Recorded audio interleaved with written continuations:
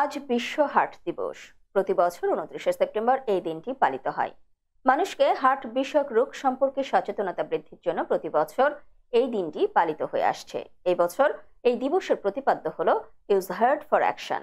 জনসাধারণের মধ্যে কার্ডিওভাস্কুলার তথা হার্টের অসুখ সম্বন্ধে সচেতনতা বাড়াতে 1999 সালে প্রথম ওয়ার্ল্ড হার্ট ফেডারেশন ও বিশ্ব স্বাস্থ্য সংস্থার মিলিত প্রচেষ্টায় এই দিনটিকে সারা বিশ্ব জুড়ে হার্ট দিবস হিসেবে পালন করা হয়।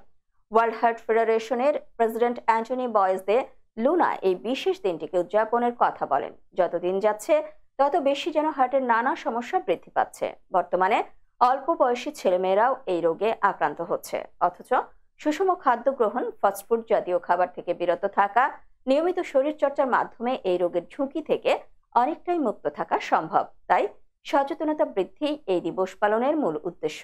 তাছাড়া এই দিনটি উপলক্ষে বিভিন্ন হাসপাতালে ফ্রি মেডিকেল ক্যাম্প, র্যালি ও সেমিনার ইত্যাদির আয়োজন করা হয়। সর্বোপরি সচেতনতা বৃদ্ধির লক্ষ্যে বিভিন্ন পদক্ষেপ নেওয়া হয়।